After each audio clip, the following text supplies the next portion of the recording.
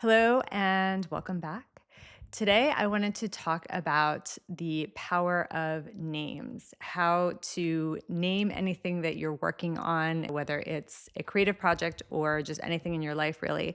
And I also wanted to talk about the power of names in a narrative arc. I talked in my previous video about how you can be a writer even if you're not actively writing, if you think about the world in a narrative format. And I think most of us do that actually because to use current parlance, we're all like the main character, right, of our own life. And that means that your name and how you call yourself and what you think of yourself and everything that you create and is part of your story, all of those names are really significant. And it's something that I talk a lot about in my memoir. There's several sections about naming because I also think that names are really significant for women. They're significant for everybody, but women's identities and naming obviously intersects directly with concepts of identity.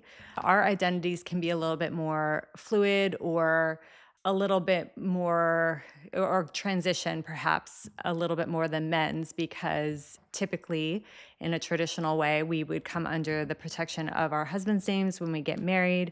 Our surname is most often, but not always, our father's surname. And then when we become mothers, we are initiated in a way that I think is pretty obviously different from how men are initiated into fatherhood. And then all of that impacts how you call yourself, how other people call you. And so I thought this would be a fun topic to get into today. So let's get into it. First, I want to just underscore the importance of names. And I draw on a few different reference points in my memoir, from like the never ending story to, some TV references and things that are really fun. But the main inspiration, I think, in my own life for how I thought about naming when I was an adult, so not a kid where I was kind of called whatever people were going to call me, but I thought about my own identity in a more empowered way and from a more empowered place, was actually a children's book, A Wizard of Earthsea by Ursula K. Le Guin. And in the part of my memoir, part 3 is called Naming Stories About Language. And then there are several sections on the power of names, whether it's your given name, your married name, your name in motherhood. Those were how names were intersecting with my life at the time I wrote this. But I begin this section with a quote from A Wizard of Earthsea. So let's hear that. It is no secret. All power is one in source and end. My name and yours, and the true name of the sun, or a spring of water, or an unborn child, all are symbols of the great word that is very slowly spoken by the shining of the stars. There is no other power. And what Ursula K. Le Guin, author of A Wizard of Earthsea, talks about so much in that book is how an ability to name something correctly, or to actually not even to name something correctly, but to know, to be gifted, to perceive, to receive something or someone's true name, is to have power over them, because names are a source of power. And I think we all know this, which is why naming conventions are such a powerful part of human story. And the characters in her book go through developmental stages where they're learning the right words. That's part of how magic works in that book, is you learn the true name of things, and then you have power over them, but also with each other. If you let someone know what your real name is, they have power over you. And that seemed really impactful to me at a time when I was thinking about, as an American who had decided for real to make her life in England, because once I got married and had kids, it was clearly no longer like a game or a phase or whatever. I was making a life here. How was I going to think about myself in a place where language is similar but not the same, not at all, and where, importantly, actually titles and ways of thinking of yourself and how we address each other are different? So that was really at the crux of a lot of what I was working through in my memoir, but I think it's relevant to absolutely everyone. And so I want to talk about the power of names in a few different ways that we work with names and we have names and call each other names. And the first is given names. So we'll talk about that. And then we'll talk about spiritual names, names of like initiation and power. And then we're going to talk about marriage for women and what you do with your name when you get married. And then I want to talk about motherhood and also other creations, like how you name your creations and how your creations name you and what you are called by the beings you create. And you might think you have power over them and authority, and then you realize that actually, they have their own will and they perceive you in a way that you can't control ultimately. So let's start with given names because that's obviously really fun. And we are given names by our parents most of the time. There may still be societies where naming is done in a more ceremonial way by more people, but certainly where I live and everywhere I'm familiar with, your parents give you your name. And they often will hopefully pick something that is significant to them. Maybe it's a family member, so you're part of a family story or lineage, or it's a place or a person, a philosopher who was, a saint who is significant to them. Recently, I'm just going to chalk this up to the internet, but I know there were naming books before the internet. There do seem to be trends in names, and some people feel very drawn to this way of looking at the world. They want to be either on trend or they definitely want to be counter to the trend. And it's been really interesting to me having my children in school here, kind of seeing what names are popular and comparing that to when I was growing up. And it does seem to me that there are certainly a number of people who really wanted to come up with a name for their child that was atypical, unusual, and maybe the story behind it is compelling. Maybe it's not super compelling, but what was significant is they wanted a name that wasn't part of some sort of convention. So, my kids are not in class with a whole bunch of like Henrys and Toms and Georges and Johns. I mean, there are those names too, but there's a greater breadth. And I don't think that's just because it's a more like diverse world. I think it's actually just some people anyway thinking very deliberately about not participating in some sort of lineage, which I think is interesting. And people have strong feelings about about names. Whatever name you pick, someone's going to have some feelings about it, and hopefully they're just lovely and respectful in how they convey that to you. When we had our first child, we had a sense of the name we wanted to give him. And then when he appeared and arrived, he was blonde. He had like all this blonde hair. And we looked at him and like the name we had picked was not the right name. It was just very obvious to us that it was not the right name. And so we picked a different name, which we like and is very fitting for him. But it's kind of an old-fashioned name, and it's become a little bit more popular recently, but not everyone in the family, I think, got it. And that was clear. I mean, I think this is just like typical family dynamic stuff, but people have strong reactions to names because it's part of like the family clan. And then you're just like inserting something that might feel really jarring to people in there. And that, on the other side, as you get older and you consider the name that you have received from your parents, some people have a similarly strong reaction. There is a kind of public personality blogger, I don't know what she would call herself, personality who goes by Gala Darling. And I think that's her legal name now too, but it certainly wasn't the name that she was born with. And now she's had pink hair for the last decade, and she has like a very flamboyant persona.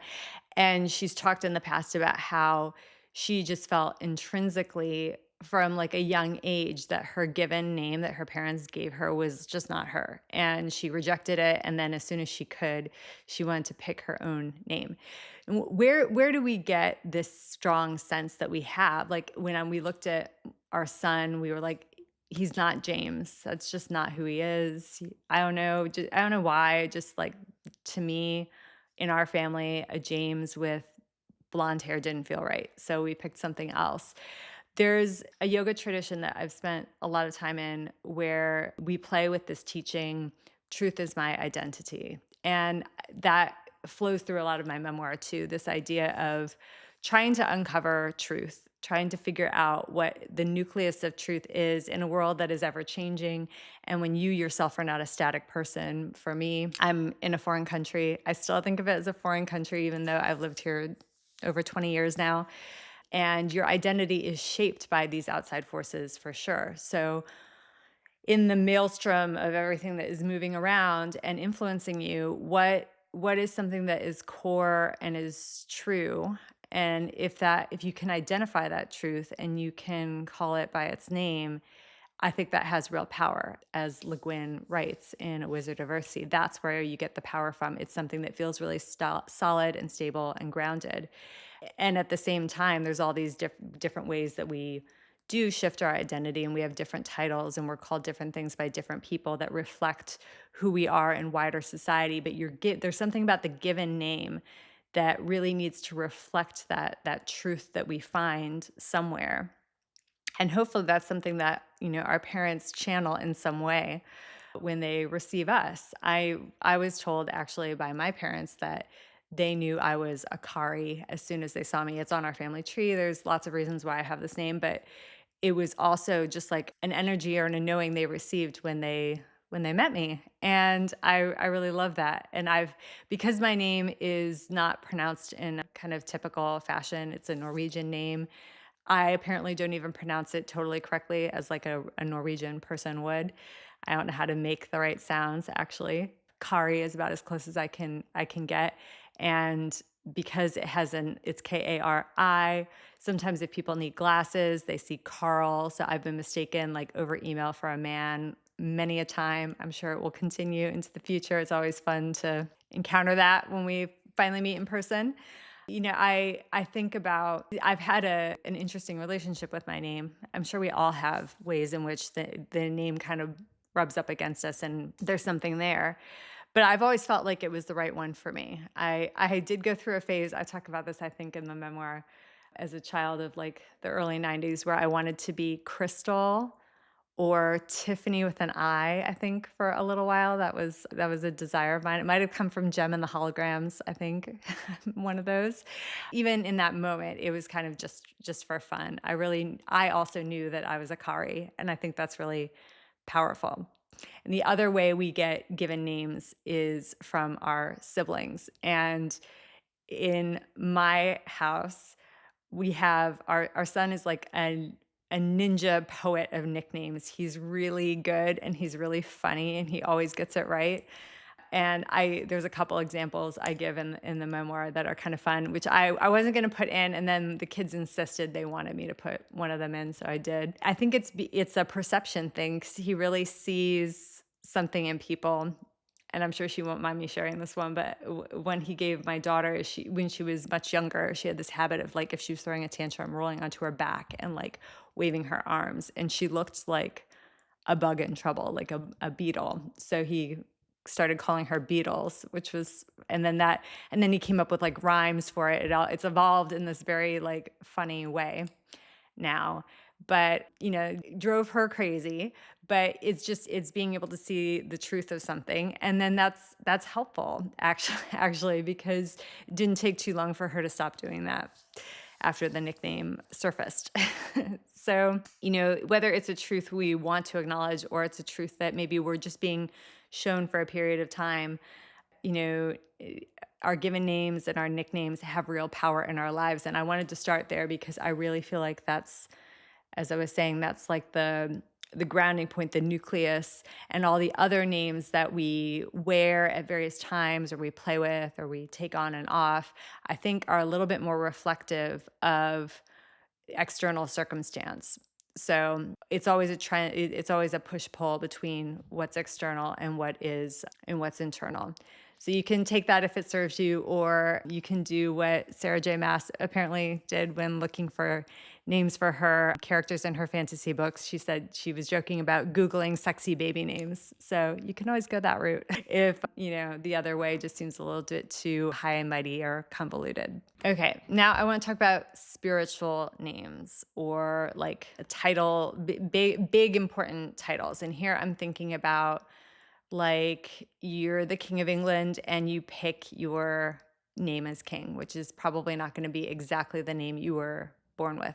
Or if you're an actor or singer, you have a pseudonym. That's similar just because of the power these people have in our culture, but a little bit different because often these are invented for like sound current purposes. They have like a sound that gives them power or an image that gives them power.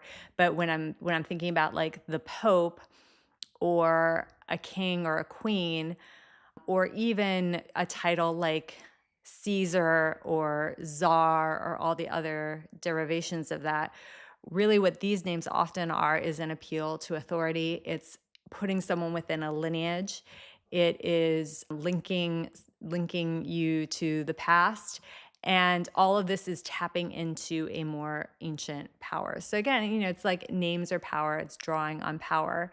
But in the what's interesting about these titles is it allows there to be space between you and the title you are assuming. So your public persona, which is protected and enhanced by the lineage you're drawing of, and then the truth is my identity, the real you with your given name, and that person can be sheltered and protected by the title, which is why I think the titles are really important. A lot of the function of all these other names is to protect that nucleus of you. So you have all these different ways that people refer to you because that's a buffer from who you are. Because when you're out in a role, certainly in most of these other kinds of names I'm going to talk about are brought in when you're in a public facing way. And so it's protective and very functional in that way. And then but you also get to decide what your imprint is going to be, or what kind of lineage you're putting yourself in, or, what inspiration you're drawing from in the role that you are here to perform. And those are obviously big. Not everyone's going to be pope or king or queen or anything like that, but many of us do go through processes of spiritual initiation. I'm pretty sure that if you go through the catechism, you're given like a saint's name or a spiritual name, some sort of Christian name. I'm not sure of the right language around that, but you're given a second name that refers to the spiritual initiation you've completed. I know in yogic traditions, and I'm sure other practices too, you complete some sort of training or initiation, or even just a sign of dedication.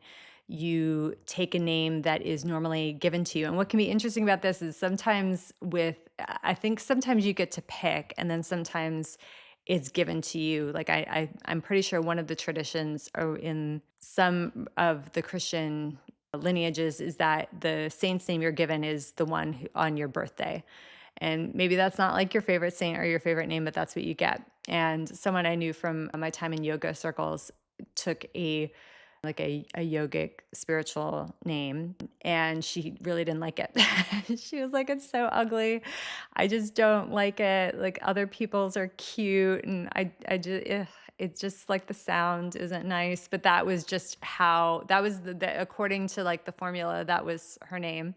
And you have to decide how important these things are to you, and what's the order of priority, because names are also about beauty. I mean, hopefully all of us pick names that are beautiful to us in some way.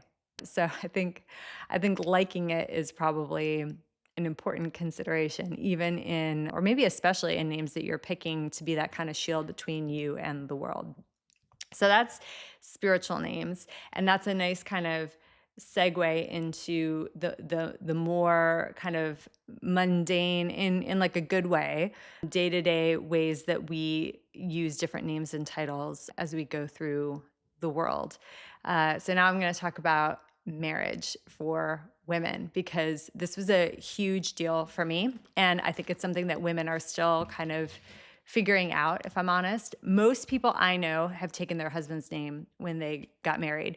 One person, and I mentioned this in the memoir, just hated her own maiden name, and so she was like super excited to not have it anymore when she got married. And I had really complicated feelings about this, not even because I had this huge body of work behind me that I publish in my name. Although I got married at 28. That's enough time as an adult to have built up some stuff in your own name. That said, it's pretty easy these days to change your name. Although when I got married, the processes for changing your name when you didn't live in your home country were a little more complicated. So that's what I always used to say. I'm like, well, I just don't want to have to go to the embassy and like deal with all of that. And you don't have to do that now. And I have taken my married name after being married over 10 years. So, sometimes it's a slow burn for people to figure out what they want to do and what feels appropriate to them when. But I really get into this in depth in the memoir, as you would expect. The crux of the identity issue for me was a few different things. One was, it was only when I got married that I realized I had made a decision to leave behind my homeland, my culture, my family, all that was familiar, and opportunities which are different than the kinds of opportunities that are available here. Maybe someday I'll talk more about that, but if it really hit me in this palpable way. And even the way that we structured our wedding, because traditional weddings anyway, are done a little bit differently in the UK than they are in America. We did an English style wedding, even though we got married in America. And it was so clarifying that, but, not until I actually went through the ceremony that I was like, oh my God, I've just left everything behind. And now I'm married and I'm sitting at this table with my new family. And I just felt this very visceral reaction that I was not able to let go of my maiden name at that time. And the consequences that flowed from that are a story that if if it intrigues you, you can read about. Yeah, I'm sure you may even know people who've gone through similar things, because I think it is a question that women are considering in a different way these days. But the the the transition in terms of who you are and how you are perceived in society is something that does bear some thought. And I will say, even though it's been a very deliberate, slow, at times confusing process for me, I'm glad that I engaged with it in such a thoughtful way. And I wasn't just like, well, that's it, done with the maiden name. Like, this is just the whole new thing. I mean, maybe that would have given me power in my life to, like, maybe things would have flowed a little bit more smoothly if I had done things in that way. But the fact that I really took some time to think about what it would mean for me in a foreign country to hang on to my maiden name and to make it even clearer to people that I was my own person and I was coming from my own place with my own stories, and I was still holding that in some way, versus really just completely coming under the wing of my husband in name as well as in place where I was living, country that I was going to make my home, all these really big obvious ways. I think I've had a pretty different experience actually living here, having deliberated over that a bit, and also having retained some even titular connections to a previous life. And every woman will have to think about this differently. There are really good reasons to keep your name, and there's really good reasons to change your name. I do think that, once I've had kids, it became even more compelling to kind of unify the family in some way. But it took the time it took. And, I could say more about that another time, but it's all part of the process of uncovering truth as it moves around you as you transition. That's what marriage is. It's another form of initiation and transition in your life. It's a pretty significant one. I can't think of very many that are bigger than that. And it seems only right that even if you're not taking your husband's name, there will be changes to the way certainly you're perceived, and therefore how you're going to be addressed. And many of us also live with our partners before we get married. And so you probably think marriage isn't going to be a big deal and change very much if you're already kind of practically living as husband and wife. Promise you that's not true. It's a big deal. And you might not, I didn't expect it, but it absolutely was. So it makes sense that, your name should shift with that, and bringing consideration to it has been useful for me. And then the last way I wanted to talk about naming and think about naming is in relation to motherhood or creational work, both as creator, as mother, and as someone bestowing the sexy baby names. So, as mother, this was a big deal for me when I became a mother here because England and America very similar, not identical, very different reactions to sentimentality in particular. And there's a lot of sentimentality when you become a mother. I find that at least in the period of time when I was doing all this, Americans tended to be more earnest and just like and openly sentimental and moved by these experiences, and did things like throw gender reveal parties and, maybe even went over the top with that. I don't know, because I never really experienced that in the United States. But people do that here and did that here. But the this is a country that loves like sarcasm, loves like cynicism. That's how people are oriented more, and it's hard, I think, for people to make a direct pass at sentimentality. You have to kind of swerve into humor first or deflect in some way with self-deprecation, and that's charming in its own way. But it is also very different, and becoming a mother is very confronting and opening, and I mean all the things.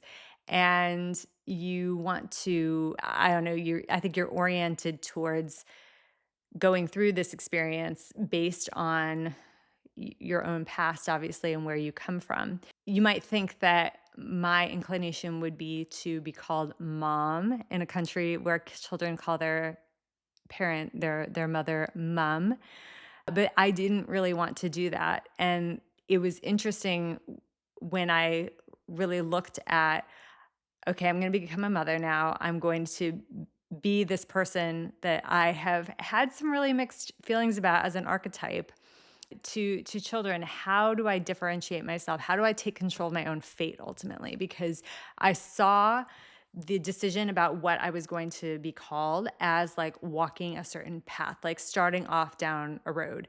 And there's truth in that. As I've been saying this whole video, the names have power. The sound itself evokes something. It pulls in all these other references. It changes the way you perceive something in your mind. And for me, growing up in the Midwest in the 90s, there were these associations with mom that were really off-putting to me. I remember there was this Saturday Night Live sketch about mom jeans. Like, mom jeans went through a phase of being trendy in the 2000s. In the 90s, it was like just genuinely ridicule. And so I remember that. And I also remember, for some reason, shows like Married with Children, or a better one is Home Improvement. There was like the mom, and then there was Lisa, the tool time girl, Pamela Anderson, in like her short shorts and Timberlands and like tool belt. And, the juxtaposition was just tremendous, right? And it was just like, oh my God, how can I not be the mom? It wasn't even necessarily that I wanted to be like Lisa, the tool girl, but but it was like, how can I not be the mom that's like relegated to all the worst storylines? I mean, we forget how much media has changed, and there's a lot to like make fun of and lambast and be outraged by, and like all the big responses to current culture. But it is interesting watching, the media from the 90s or earlier with my kids, like, yeah, like the mom roles are not the good roles. Like, I had my reasons, I guess I'm saying, for being skeptical about wanting to be mom, even though obviously as I was going through this transition, there was a desire to kind of tap into nostalgia and what was familiar to me, and the bright parts of my own childhood and all of that. But also, but certainly being called mom, I was like, I don't know, I don't know about that. And then when I got married, you're also how, my mother-in-law, I think, wanted me to address her as mom initially, and I wasn't ready to do that. I guess you could a sub theme of this video could be like paralysis in the face of change, or just really slow adoption of big life transitions. But I think these things are very common because as women have opportunities to do all kinds of other outward facing things, I think that can complicate how we navigate these other life transitions where we want to retain some sort of identity. And these rules traditionally are about subsuming your identity into other people and other things. That's really at the heart of it. So I went through a whole process of what I wanted to be called as a mother. And the upshot of it all is your kids are going to call you what they want to call you. And it's mostly influenced by their friends. And it is influenced a little bit by you for sure, especially to begin with when you're kind of talking to them and you're explaining who you are. And I wanted to be mama. So I tried that it worked for a little while. And I will also say that when I read books about people with older kids, as I do periodically, just to kind of get a sense of what's in store, I mean, whatever they're calling me now, it's mostly cute. Hopefully I don't graduate to the bruh stage or the, really terrible teenage nicknames for your mom. Like, we'll see what happens. But I just, obviously I have like a lighter touch relationship with all of this because as the immediacy of these changes faded and, life carried on, you can see that my given name, which I've never changed or desired to change, like that core of you remains intact. And the rest of these things might annoy you or elate you in various moments, but it's all transitory, and it's all about navigating this relationship with the other. Whereas, really at your heart, what you call yourself in your most private moments and what the people nearest and dearest to you know you as, that's like the reality of what you are. And so when you're thinking about naming your work and your children or whatever is precious to you that you're creating, these are the kinds of things you maybe can be thinking about. And I'm not totally opposed to trends and baby name lists and all of that, because actually the zeitgeist does impact the truth of the moment we come into. So, if you're born today, you're probably not going to be called like Hezekiah or whatever. I don't know, maybe, at least in my world, right? Or I don't know, some super old fashioned name like Ethel doesn't seem to have come back. That one seems to have remained in the past, even as other old fashioned names come up. So you're born into a current moment, and what is going on around you does impact that core essential part of who you are. Absolutely. But, just like anything, the biggest moments in life, I think, are best digested and understood and integrated and then given out into the world from a place of like internal truth. So hopefully not too much external influence. The sexy baby name list, although that did tickle me. I thought that was, maybe if I'm stuck when I'm naming a character, I'll give like a sexy baby name Google search a try and see what comes up for me.